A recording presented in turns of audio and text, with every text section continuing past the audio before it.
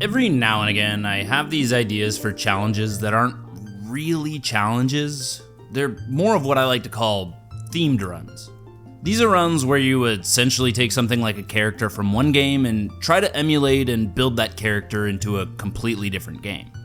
My good friend Lars Burrito is a master at runs like this, and so I wanted to give it a shot. Which brings us to the video I present to you today.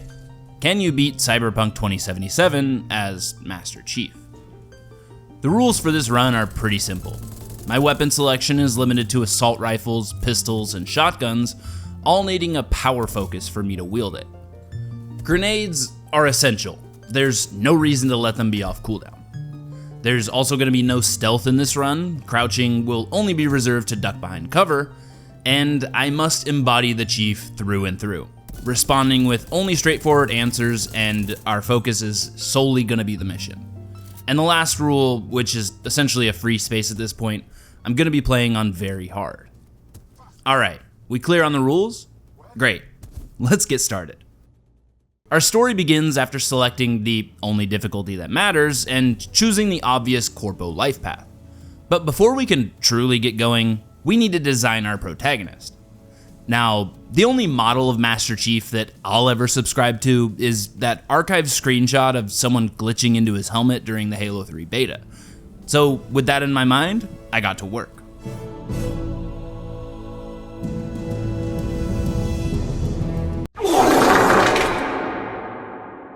And since I'm going to be using mainly assault rifles and shotguns, my initial attribute spread will reflect that. And once I'm in control of Master Vif, our journey can officially begin. It all starts off with having an appropriate response to seeing our face outside of a helmet.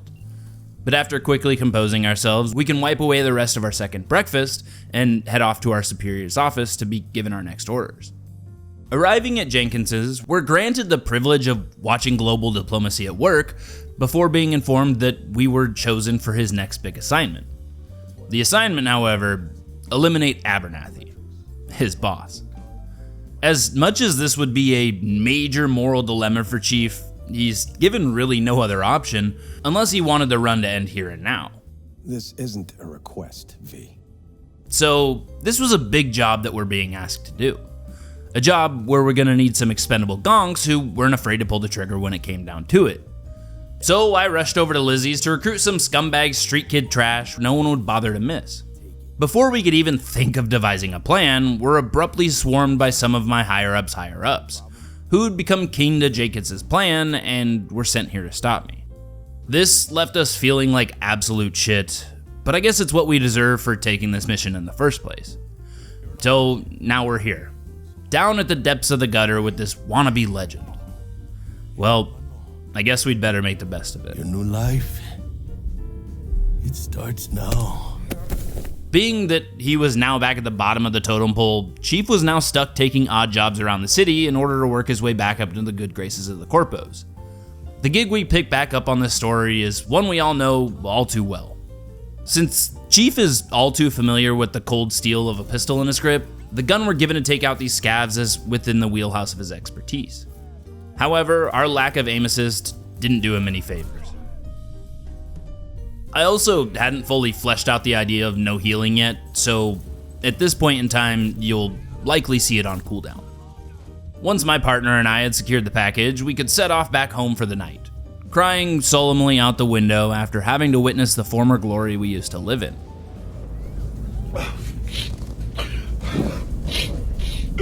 After a nice rest in our bed, we woke up with a mild hangover that we'd soon need to see our pal Vic about. But first, we needed to raid our stash for any assault rifles and shotguns we could find. To our luck, we found one of each. Now we could head downstairs to meet up with Jackie and head over to Vic's like we'd planned. After being gifted a nice little upgrade from him, we were requested to report to Dexter Deshawn, who was to brief us on our upcoming heist that Jackie was creaming himself over. So let's be frank, there were some pretty high stakes to this man's endgame, so there was some prep that needed to be done first. Honestly, this work hardly suited Chief and really was only a means to an end, forcing his hand into needing to go against the Corpos to reestablish his former status. But honestly, in Night City, that's simply the name of the game. Before we begin this prep, I spent my character points to bring me up to 9 in both reflexes and the body attributes. Then dumped all the perk points I had into whatever seemed helpful. Mostly specking into the whole regenerating health stuff, because, can't get it any other way. After meeting with our informant, she and her associate would have us enter this weird simulation thing, but we were in control. I think it was called a brain dance. Needless to say, it was an odd experience, but we'd gotten the information we were here for, and I could work on securing that bot from this clan called Maelstrom. Now, Evelyn didn't have any additional information regarding these Maelstrom guys, but I remember Dex tipped me off to a Militech woman who was looking for everything this Maelstrom crew had stolen. So maybe she'd be willing to strike up a deal if I wooed her with my corpo charm. She wasn't too welcoming. However, after proving to her that we could indeed speak her language, she'd let us in on her plan. Except, Chief had his own plans for this money. After getting situated into the Maelstrom complex and seeing the bot for ourselves, we're just about to close the deal before a hot-headed Royce comes clamoring out from the back. The only way I saw us getting out of here was with a fight. So, bang. Getting out of here, though, was a task I sure as hell wasn't prepared for. The first few groups of enemies were no problem, but the big room with tons of enemies, you know the one, was an absolute unit of a team to deal with. These early assault rifles are pretty dog shit, are extremely jumpy, and have the firepower of a Nerf gun. Thankfully, with a little bit of patience, planning, and of course, our grenades to have our back, we were able to clear this room and move on.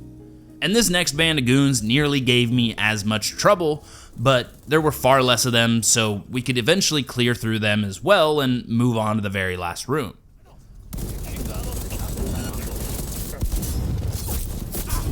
Once everything was wrapped up inside, we moved outside to see our Militech contact waiting for us.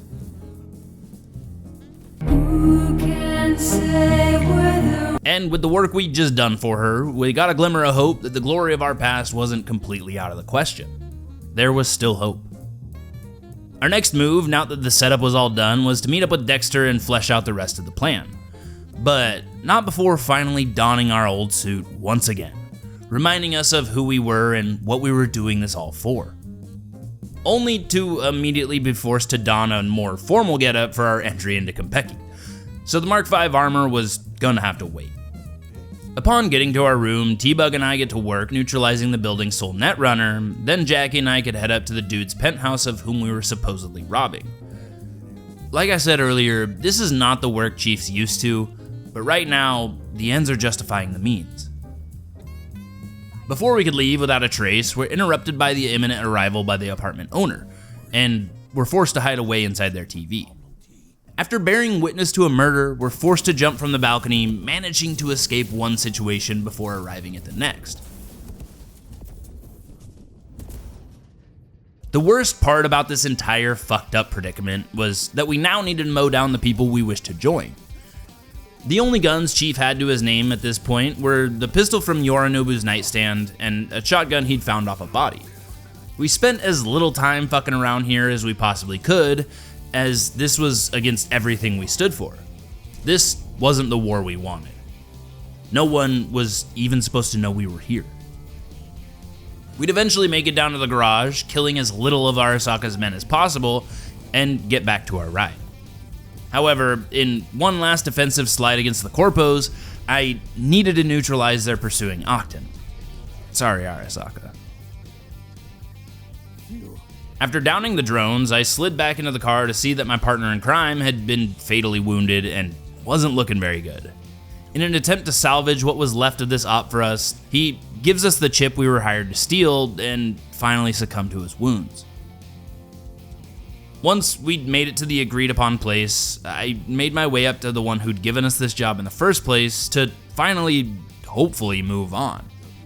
But, of course, he wasn't particularly thrilled with the results of the op, and decided he had different plans for us. No blaze of glory for me.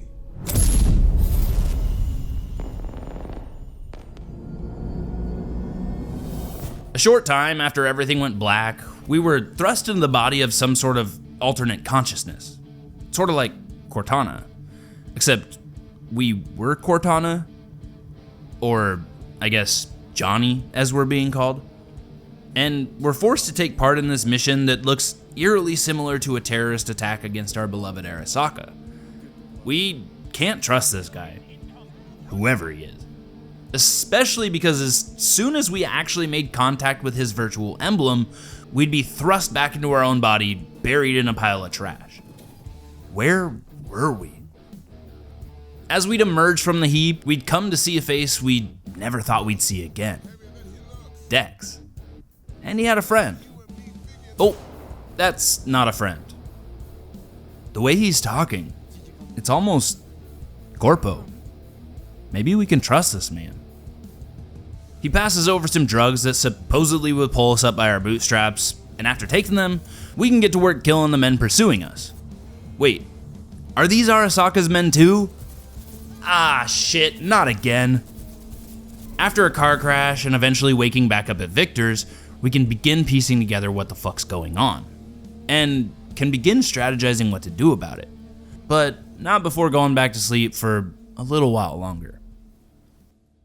After some more nightmares featuring that weird Johnny dude, we can get up, suit up, and start pulling our life back together.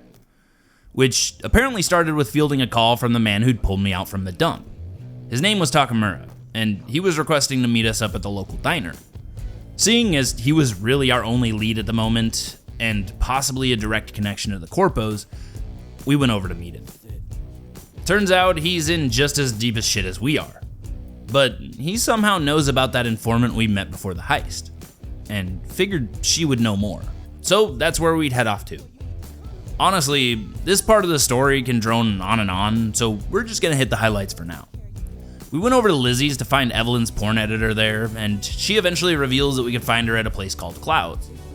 Clouds had nothing but dead bodies and bullet holes by the time we were done there, but no Evelyn. Turns out she had been recently sold off to a river doc named Fingers.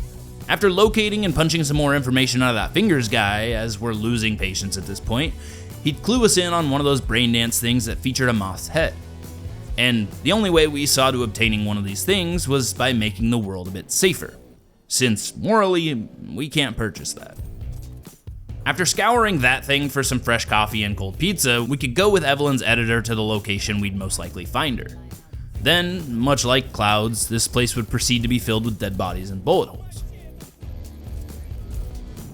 And finally, after getting down to the basement and locating Evelyn, we'd come to the turning point for this entire story. Because as soon as I'd found her and watched some brain dances her editor snagged from her drive, I'd be headed off to Pacifica. But before heading over there, let's hook the chief up with some cyberware. Now, I know what you're gonna say. Oh, Master Chief doesn't have cyberware. And to that I'd say, what the fuck is this? Bro has shields and health that just regenerate? V does not. Well, he does, but I need to make it better via cyberware. So, what did I get? Well, let's start off with the Berserk. Out of all the operating systems, this one just made the most sense. Send Devastans are a bit overrated and seem to not fit in the theme, and Cyberdecks, well, they too just didn't really scream Master Chief to me.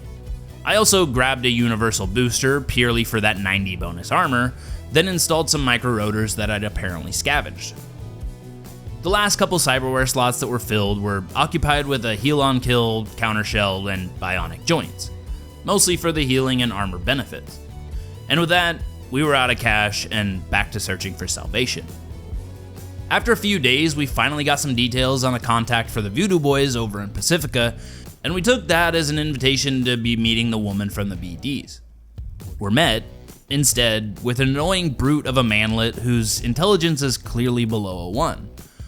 Before we could actually meet with Brigitte, we first needed to do some dirty work for this Placide dude. Our mission was to infiltrate this building called the GIM and hack into the van that was caught being snuck inside. We'd enter into the GIM from the front doors out of spite for Placide, then forcing our way through the hordes of raging animals, we'd accidentally find ourselves locked inside Matilda's domain. We rounded the corner to find her supposedly trying to fill her rings, before spotting us and forcing herself onto us. She inserted something into our no-no drive that hurts really bad, so our only option was to take her down. And this box is just too OP.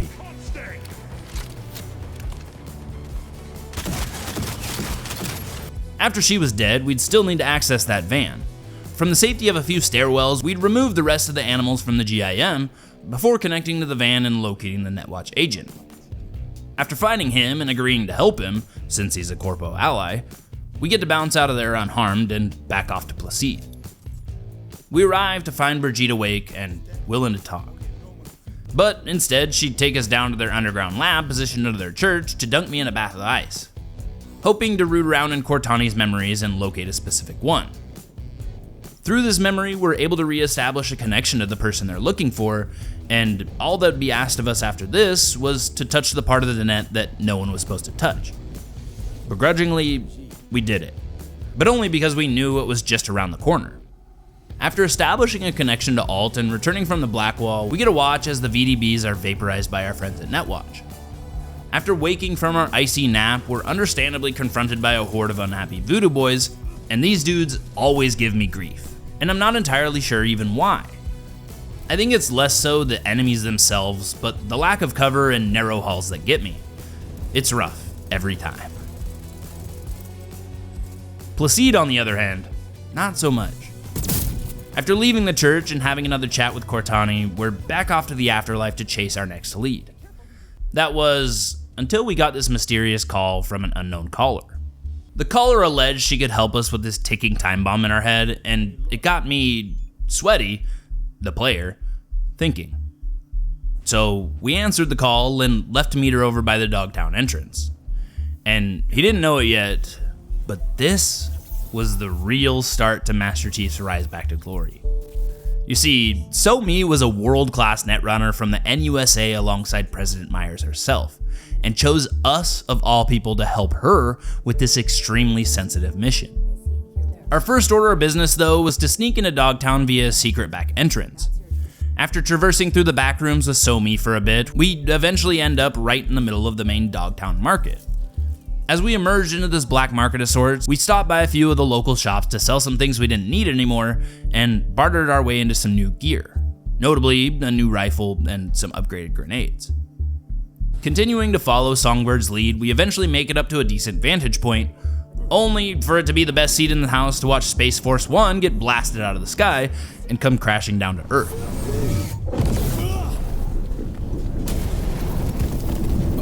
And with that, this mission just became a rescue, and the target was the president of the fucking NUSA. Save the president. Sure, no fucking problem. We bust ass over to the location of the crash site, and we're actually doing pretty good at dismantling the team sent over to capture Myers. Until somehow, the very last dude would delete 186 of our health points immediately after I was completing a finisher. And unfortunately, it was all downhill from there. Now, as good as I'd found my new weapons and explosives to be during their premiere, it turned out that we'll need more than just good weapons to get past these guys. Finally, we'd make it over to the Space Force 1 crash site and eventually make contact with Myers, though she wasn't too keen on having visitors. Now, we're clearly strong enough to counter her attack and incapacitate her. Hell, we're even given the option. But the Spartan in us wouldn't allow us to hurt the president, so Chief ended up getting his shit a bit tossed while trying to make contact. After establishing that I was an ally, we weren't out of the woods yet. More of Hansen's men were now closing in on our position, and we were stuck with the very limited cover that the ship provided to try and pick them off.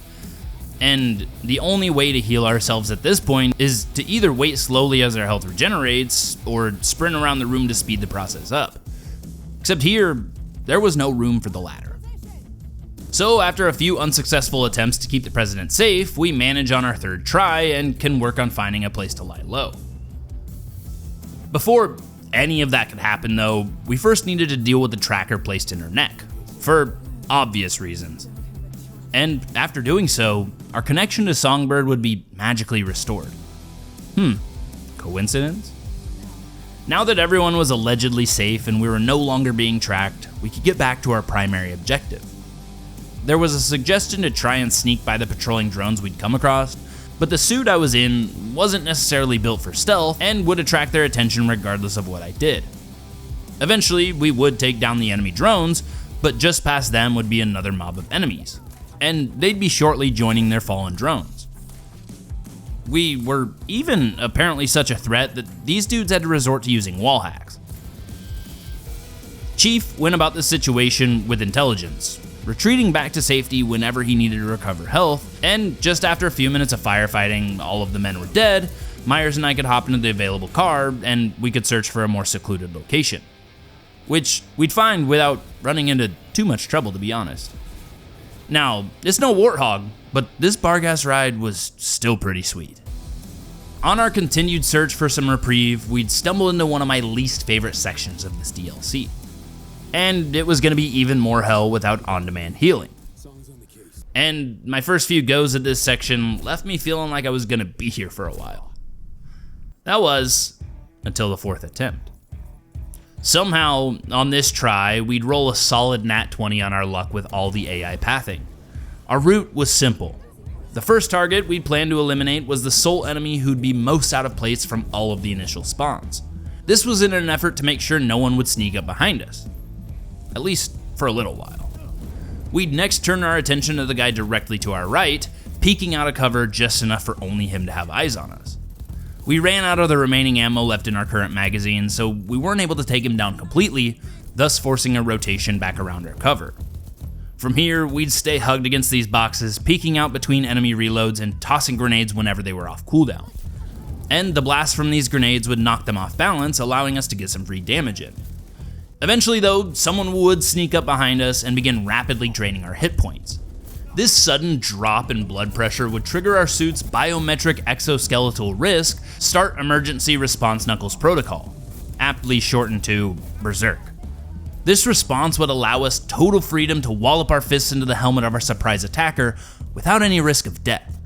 But it'd wear off prematurely before we could finish him off, leaving us to sprint off with our tail between our legs.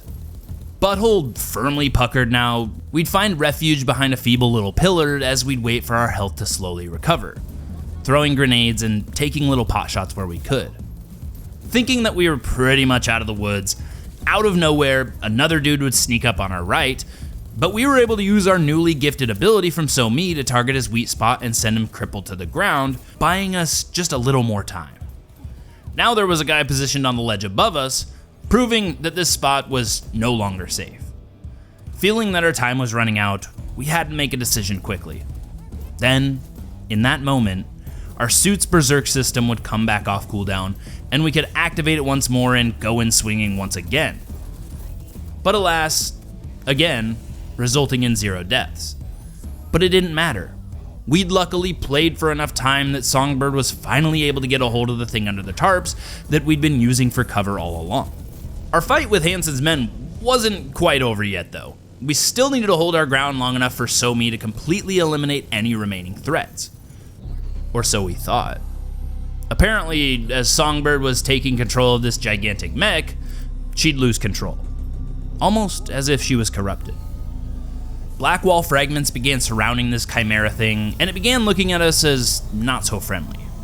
And Myers somehow tanks a few rounds from this thing's minigun, no problem. And that, right there, is why she's the president. We eventually got away, then not, then away again, only to not again. We'd eventually wake up to Myers checking us for a pulse and a fast asleep Chimera. We were finally safe. Until we weren't. Of course this fight isn't over. And to say that this big hunk of metal didn't give me a hard time would be a massive lie. And I'm just not gonna do that to you. I spent life after life doing everything in my power to avoid its attacks and shoot it in its weak spots. Time after time, adapting and improving, at least most of the time. But eventually, I'd have the massive realization that Master Chief is well known for ripping turrets off their mounts and converting them into giant machine guns. So, after using our standard arsenal to weaken the Chimera down to the point of deploying its medic drones, we'd use this break in its attacks to run to the nearest mounted turret and rip it from its home. Using our new HMG, we could begin ripping through all the newfound challengers, then could go back to working on the Chimera. From this point on, it was all just a game of cat and mouse. We'd run from the various explosive hunks of metal hurling towards us, and pump damage whenever we got a break from it. This was giving the Chief flashbacks from the time he took down a whole-ass scarab, though this was a much different beast. Once the Chimera was put down, Myers and I could get back to finding a safe place to lie low. We found ourselves traversing some old subway tunnels where she'd open up about what may be going on with So-Me. After some more walking, an elevator ride up, and juicing a generator in an abandoned apartment, we could finally relax. Oh, you thought. A couple of gonks decided to try and claim the territory that we were now occupying, and under Myers' orders, we'd gun them down. After a short nap upon the rotting mattress we were sitting on, we'd wake up to find more radio silence from Songbird, and we could sense that Myers was really beginning to worry. One that concerns me the most. So she decided to fall back on someone she hadn't thought about in years. Someone so deep undercover, he likely doesn't even know it anymore. Solomon Reed's the name. And so we were hired by the president of the fucking NUSA to find him, pull him up from his retirement, and fix this shitstorm we found ourselves in. Nothing new to the chief. But first, I pledge to defend my country against all enemies, foreign and domestic. Should this cause claim my life, so be it. the chief was back, baby. On behalf of all NUS citizens, I thank you. Myers said to head over to Captain Caliente, locate an old-looking phone of sorts, and dial a specific set of numbers. And so after arriving and forcing open the locked doors, we'd find out why they were locked in the first place. But after a quick respawn and disarming the lasers this time, we'd locate this relic of the past behind an old bookshelf in the back. We typed in the numbers Myers gave us, 0931, and it rang. Then, silence. Anyone there? Until... Is this the Krusty Krab? No! This is Patrick! We were told to go to a specific Dogtown basketball court and wait for this man to make contact. And after a few long hours of waiting and talking to Cortani about what it means to serve our country, we'd finally feel that comforting chill of a gun's barrel at our side. After this mystery man was assured that this wasn't all a setup, he'd ask us to meet him in his van down by the river. And without a second thought, we did it. Thankfully, he wasn't here to do any funny business, and we could take him back to reunite with his old partner.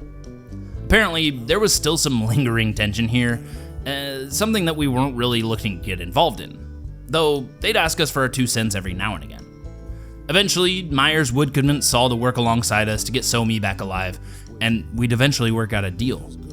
Even getting personally thanked by the president herself, and scoring a future date with her, so long as we both make it out of here alive. Enough. Okay, dinner it'll be. Just gotta survive till then.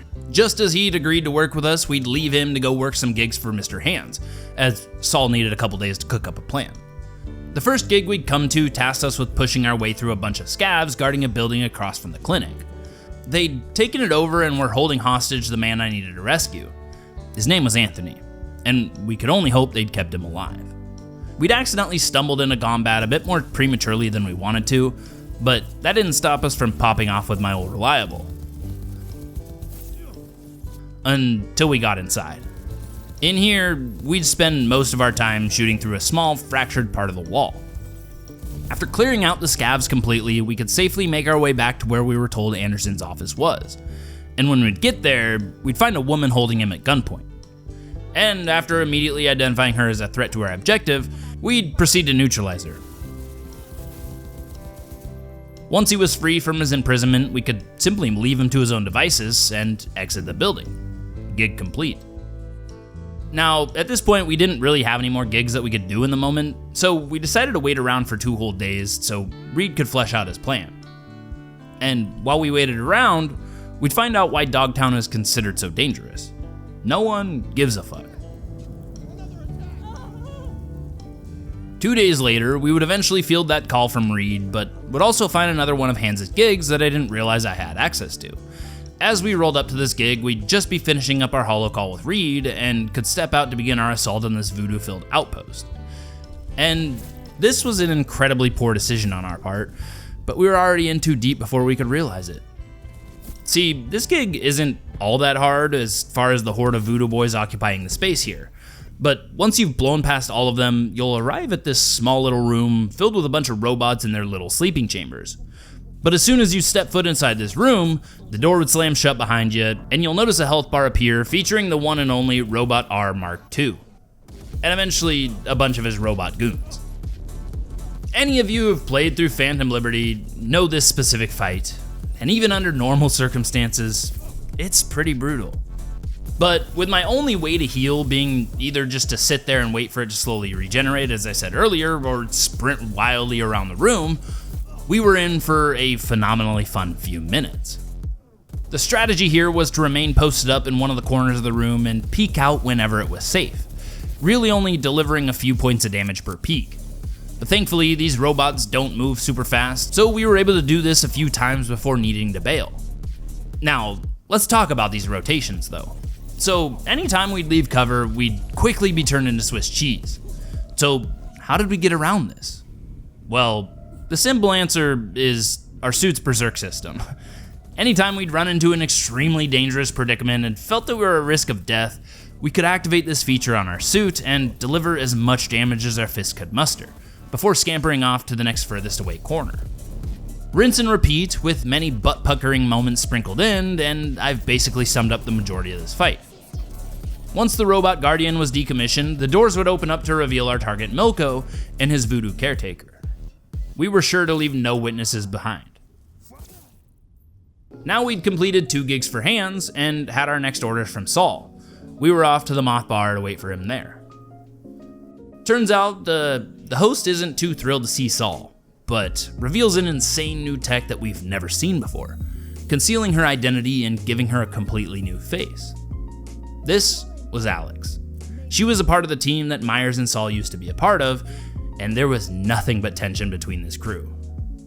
After a brief chat with Alex over a cigarette, she would eventually calm down and we could fill her in on the situation and hear her out for advice. Her ace was a man named Wilkie Laguerre, another voodoo netrunner. He was apparently known for spending all of his time connected to the net and was likely our best shot at reaching Songbird. Later that night, we could meet back up with Reed at the location Slider was allegedly running out of and work on finding a silent way in. Only to have a muscle spasm. There was no going back from here. We'd spend much of this fight sprinting around the main server room, only stopping to shoot the faces off some voodoo scum or destroy an exposed core of the server. Honestly, it was cake. I remember having problems with this mission in a past run of mine, so I was a little worried going into it, but turns out it was probably just the constraints of the run. However, throughout this run, Mr. John Halo is becoming unstoppable. The combination of frantic running, our Berserk protocol, and our beloved Tier 4 Ajax led to an easy dub over these voodoo freaks and into the domain of Slider himself. After he'd plead his case and explained the risks to us, we still decided to go through with our attempt to contact Somi, and so it was done. It doesn't look like Slider's having too much of a good time during all this, but we're thankfully able to make contact and get the scoop on our situation. Then everything went off the rails. Slider overloaded and short-circuited all at once, leading to his brain being turned into a pile of mush and our connection being severed. Well, we got what we needed. On our way out, we're ambushed by another group of Voodoo Boys, and not taking the pile of dead bodies around as a sign not to mess with me, they'd meet the same fate as their brothers before Reed and I could make our grand exit. We split back up so we could relay back to Alex what we'd learned, and we'd be left to find a path into the Black Sapphire. And there's only one man who's got my back for a thing like this. Mr. Hands. Now, I mentioned that I did a few gigs earlier for him, and all that was to get a head start on the favor he'd asked for in exchange for a way in. So, after getting a few more gigs added to our map and dumping a few more skill points into our rifling skills, we could set off to the third and last gig we'd do for Hands. This one actually took place outside of Dogtown, but involved people affiliated with it, so it'd still count. Anyways, the situation was that there's these two relatively stupid cops named Bill and Charles who'd apparently been taking too long with the op they were currently on. The request from us was to go in and figure out what the hell was going on. We'd gunned our way in through the building with absolutely zero issues or care, and proceeded to locate the pair of idiots to find them amidst a chaotic, bloody scene. Sparing us their story, we told them to follow us if they wanted to live, and escorted them out to the garage where their car was allegedly parked. Now, as we got there, and were about to nearly escape, we'd be rolled up on by Dodger and a couple of his men. Now, we were so close to talking our way out of the situation, but our hair-trigger carelessness came back to bite us in the ass. Thankfully, Dodger and his men had piss-poor aim, and the three of us were free to leave after flatlining the three of them. Now that Hans' cred was officially boosted up by the work we'd done for him, he'd formally invite us over to his place where we'd meet the legend face to face, have some of his delicious tea, and be gifted the blueprints to the Black Sapphire. See? Hans always got my back. We left from here to get back to the Moth Bar, meeting back up with Reed and suddenly having a relic burst as soon as we'd gotten there. Saul was there to guide us to a nearby seat, and after sharing a little bit of our situation with him, he'd opened up about what happened to make him go dark all those years back. Now, lore skipping ahead, we're now following him down to the basement to meet up with Alex and go over our plan to break into the Black Sapphire. Our job was to enter via some flooded tunnels and shut down the security room long enough for Saul to sneak inside. The only problem was, the tunnels were filled with toxic waste. Don't worry, suit's piss and shit proof. Great. Before getting over to our entrance point into the tunnels, we first need to head over to their nearest weapons vendor and struggle to decide what our next purchase would be.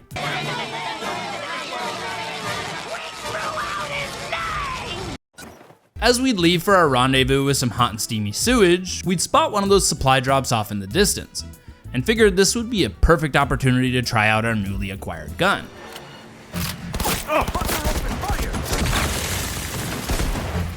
And once we'd cleared the land and looted the loot, we'd find our way over to the tunnel's entrance, accidentally jumping into the toxic water before equipping our scuba suit, which will probably lead to lifelong ramifications for the chief, but we got a job to do. So we keep on swimming through the tunnels before arriving at the security room and jacking into their system.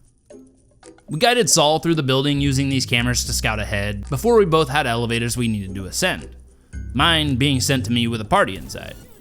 A few grenades sent in their direction were enough to kill them all, and we could proceed to ride the elevator up and force our way into an enemy sniper's module. From here, it's even more guiding Saul through a maze of enemies and traps until we can find a way to link back up. One last elevator ride and a change of clothes, and we're ready to attend Hansen's party. Our only directive from this point forward was to enjoy the party, and so we did. Even spotting a man who looked just like that guy, Takamura, from earlier, except he was far more depressed. Did he also just get out of rehab? We got a text from Songbird mid-Hadeshi crash out, which gave us the out we were looking for, and saw ourselves away from that train wreck. Finally, we got to see Songbird face to face, and she was way more chromed out than we were expecting. Throughout the conversation, we learned two things. Songbird is also dying, and Hansen has a way to stop it. Wait a minute, three things. We were also going to steal it. Before we could exchange any more words about her plan, she gets stolen away by the man himself, Kurt Hansen. She reaches out via the relic almost immediately, which gives us more time to talk. We could tell she is hiding something from us, so we needed to tread lightly here. Before vanishing, she directs us to a shard that she'd left us behind, and so we'd grab the shard, head to Saul, and discuss with him what we'd do with this information. Remember that insane face-changing tech that Alex showed us earlier?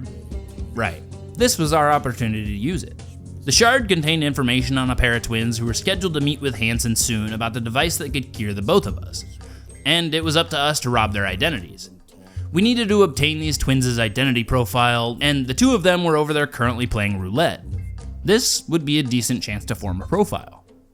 With an assload of eddies being wired over to us from Alex, we're able to complete both scans with the bold move to go all in.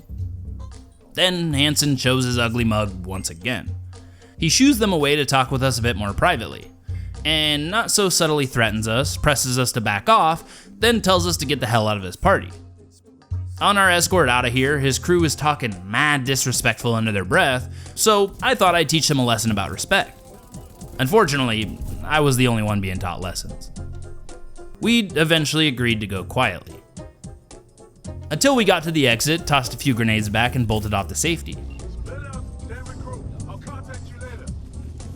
The plan was now as follows. Locate the twins' rental car, hijack the car's controls, pilot the car to a secluded location, and kidnap the two twins and take their place at the meeting with Kurt. Pretty simple, I guess. But first, we needed a quick little surgery to install our facial implant. Promptly post-op, we found ourselves lurking in the night atop the rooftops like some sort of bat guy. We're scanning various cars in traffic, looking for the ones the twins rented. Once they were located and the car was tracked to a stationary location, we could then place a hack on the car, crawl into the trunk, and wait for our prey to return. After they were back on the road, we could initiate the hack and take control of their ride, driving it over to Reed and Alex to take care of the two twins. Once their access codes were obtained, Alex and I, or should I say, Aurora and I, were headed over to the meeting with Hansen. He'd do his darndest to try and catch us slipping up on our profile, sensing his suspicion. But we'd passed his test with flying colors before being recruited to enter the access codes into the device with SoMe. Now, it all comes down to this. Do I side with Songbird as a good simp would, or do I side with the goddamn NUSA and take down this treasonous traitor? I think the answer's pretty clear. What would Chief do? For our country, we decided to upload the icebreaker to try and stop SoMe and put an end to all of this. But she would obviously catch on before it would fully upload and turned on me and Alex, leading to her death. She, for some reason, spares us and leaves us to follow her via a Blackwall trail, though it's not as easy as that. There's plenty of Hansen's men looking to flatline us along the way. However, we don't really give them the chance, since we're kind of chasing a corrupted menace right now. So we just made sure to grab our gear before running back off after SoMe. Except, we eventually run into an enemy that we can't simply run past. Hansen. To be fair, I've personally played through Phantom Liberty only once before, so I was expecting more of a challenge from this guy. But when you're Master Chief, no mere human is going to bring him down. The fight began by hiding behind the big statue in the middle of his arena as he darted atop the high ground. This was because there was a good chance that he wouldn't be able to hit us from here, but we could hit him. This strategy would work well enough, and eventually, around 75% health, he does hop down from the scaffolding and begins chasing us around on foot. And from this point on, we basically get to play another game of cat and mouse. Kinda like the Chimera, shooting him anytime he has a stall in his attack animation. Honestly, dude, Kurt wasn't hard at all. We were able to take him down on our first attempt. But the second attempt would prove more fruitful than the first, and we could show Hansen how we really feel. My ass. Thank you, V. After taking him down, there was mostly just a bunch of waiting around for Reed to come up with a plan. As always. But when he eventually did, it was a doozy. See, Songbird was scheduled to be transported down one of the highways in Pacifica, and his plan was to partner with some rednecks with explosives and stop them in their tracks. Sounds easy, right? Until we do it and 4 fucking MaxTac agents come pouring out of nowhere. Actually, no, wait, not nowhere. MaxTac actually tracks for this escort. Anyways, like I said, 4 of these guys to destroy, and all of them were assholes. Our first focus was Jasper, their netrunner. This guy was just asking for it, from the moment he used his very first quick hack. He's basically cheating, so he was first on the hit list. Once we could pacify him, we were now relying on Reed to stun the others before we could shoot them. They were all equipped with Sandys, and so his support was necessary. Asher was the next victim to fall by our hands, and I mean that literally. With our faithful Berserk protocol, we were able to fearlessly punch him into submission with little to no risk. And at this point, we'd realized that this ability was our superpower against these guys. Our bullets barely did anything, but with Berserk, we could simply get up in their face and beat them into a finisher. And so, that's what happened to Faye. But now that there was just one left, I felt that the fight was a bit more fair, so I decided to take on Dallas in an old school 1v1. Obviously, with the help of Reed, but there's really nothing I can do about that. Once they're all dealt with, though, Songbird takes control of the vehicle she's occupying and tears off down the highway in it, leaving a black wall trail all the way to an old Cynosure lab. As we try to make contact with Somi, we're chased around the building by a robot controlled by, assumedly, the Black Wall, hunting us and trying to stop us any chance it gets. Eventually, after flipping some switches and opening a locked door, we're finally about to reach her. But not before this robot emerges and begins its final attack. Before we're officially dead, we get a glimpse into Somi's past and kinda how she became who she is. But I didn't really care too much about any of that. Our job was to locate and secure her for the NUSA, and that's what I'm gonna fucking do. So, after Songbird decommissions the killer robot, we're free to access the core where she was being held. Even through all of her begging, we chose to keep her alive, waiting for Saul to come help me get her out of here. Once she's with us, we take her to a location just outside city limits and execute the transition of custody of Somi back to the NUSA. Finally restoring the chief's valor and granting him the salvation he was after, all with the help of the government. Now he resides out there in Night City, not a lick of chrome allowed to be inserted inside of him. Who knows where he'll go from here? But what I do know is that it's going to be epic.